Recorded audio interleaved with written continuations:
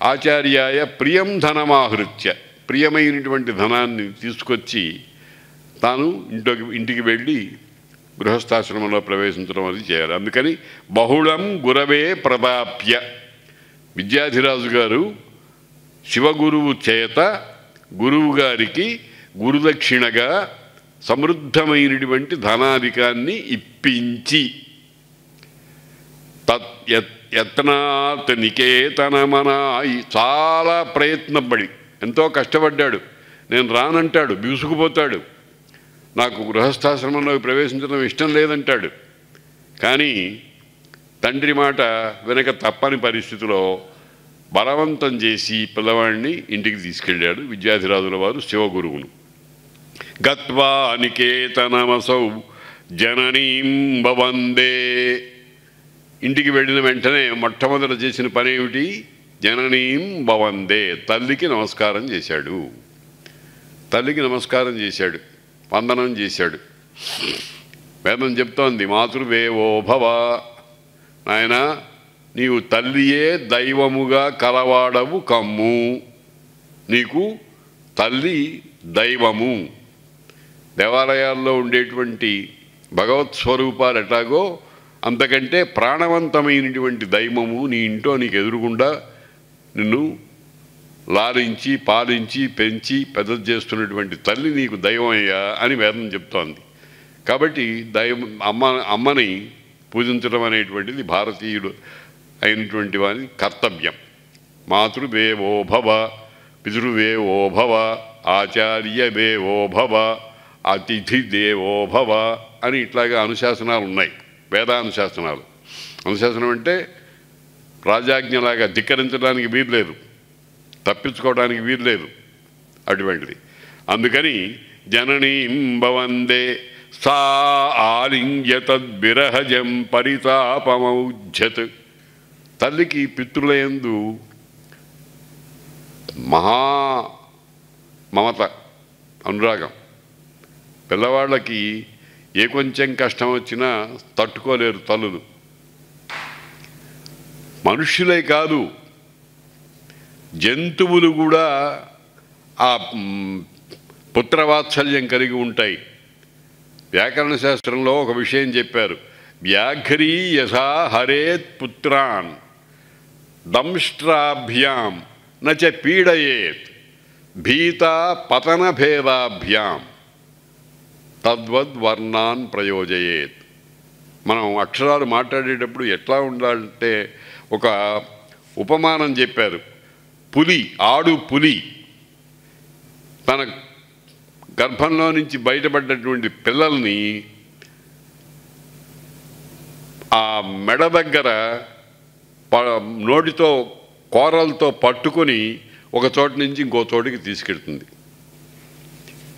అంటే భద్రమైన చోట పెట్టడానికి ప్రయత్నం చేస్తుంది. ఆ పట్టుకున్నప్పుడు దానికి రెండు భయాలట.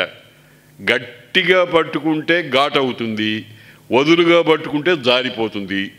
ఎట్లా పట్టుకుంటే జారిపోదో గాయం కాదో అట్లా సుకుమారంగా పట్టుకుంటుంది. ఎవరు? అతి క్రూర జంతువు అని చెప్పుకునేటువంటి పెద్ద పులి. అది మాతృత్వం. మాతృత్వం సర్వ జీవరాశిలోనూ ఉంది. మనం కాకులను చూస్తూ ఉంటాం చూడండి. కాకి అక్కడి నుంచి ఏదన్నా ఆహార పదార్థం తీసుకొచ్చి గూట్లో ఉన్నటువంటి పిల్లలకి ఆ ముక్కుతో నోట్లోకి అన్నం పెడుతూ ఉండడం అనేటువంటి ఆ దృశ్యం చూస్తే మనకు ఒళ్ళు పులకరిస్తుంది. అలాగే కుక్కలు, ఆవులు ఆ పాలు పొదుగు నుంచి పాలు ఇచ్చి వాటిని ఆదుకుంటూ ఉంటాయి. కాబట్టి మాతృత్వం అనేటువంటిది సర్వ జంతువులు సామాన్య లక్షణం, మనుషులకే కాదు అందరికీ ఉంటుంది. అందుకని గత్వా నికేతనమసౌ జననీం భవందే సాలింగ్య తద్విరహజం పరితాపమౌజ్జత్. చాలా కాలం అయింది, 10 ఏళ్ళు అయింది సుమారుగా గురుకులానికి పంపించి. ఇప్పట్లాగా ఆదివారమో సోమవారమో ఏదో వారంలో డబ్బాలో నా పదార్థాలన్నీ పెట్టుకుని మా అబ్బాయికి అదంటే ఇష్టం ఇదంటే ఇష్టం అని తీసుకెళ్ళి పెట్టి వాడిని రోగగ్రస్తుణ్ణి చేసేటువంటి పద్ధతులు లేవు. అన్ని విషయాలు గురువుగారే చూసుకుంటారు. ఇంక మళ్ళీ చివరికి వచ్చేదాకా అంతే.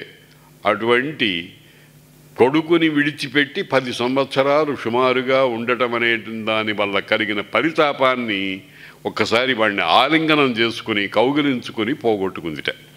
ఔజ్యత్ ప్రాయేణ చందన రసాదపి శీతలంతత్. మనం మంచి గంధము పూత ఒంటికి రాసుకుంటాం, చల్లగా ఉంటుంది. దానికంటే మించినది. విపరీత ప్రతిభాషలేమిటికి ఉర్వీనాథ, ఈ పుత్రగాత్ర పరిష్వంగ సుఖంబు చేకొనుము. ముక్తాహార కర్పూర సాంద్ర పరాగ ప్రసరంబు చందనము చంద్రజ్యోత్స్నయున్ పుత్రగాత్ర పరిష్వంగమునట్లు జీవులకు హృద్యంబే కడున్ శీతమే అని శకుంతల దుష్యంతుడితో అన్నది. ఒకసారి వీడు నా కొడుకు కాడంటున్నాడు, వాడు టెస్ట్ చేయవయ్యా, ఒక్కసారి నువ్వు కౌగిలించుకో నీకే తెలుస్తున్నా అన్నది. సైకలాజికల్ జ్ఞానబోధ. అప్పుడు చెప్పింది, ఊరికే అడ్డదిడ్డమైన మాటలు ఎందుకు మాట్లాడతావయ్యా, వీడు నా కొడుకు కాడు, నాకు వాడికి ఎక్కడ ఏ పోలిక లేదు, నువ్వు ఎవరినో తీసుకొచ్చి నా కొడుకు అంటావేమిటి అని అన్నాడు దుష్యంతుడు.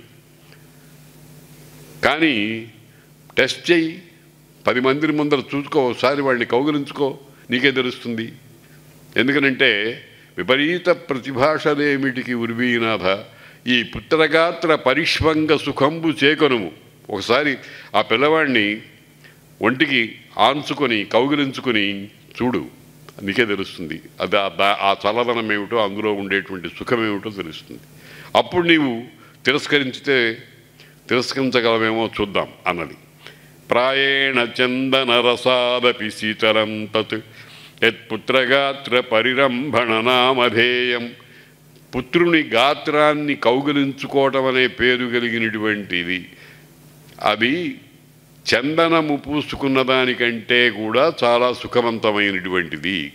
కాబట్టి అటువంటి సుఖాన్ని ఆ విద్యాధిరాజు గారి భార్య, శివగురువు గారి తల్లి చక్కగా హాయిగా ఆనందంగా అనుభవించింది చాలా కాలం అయిన తర్వాత.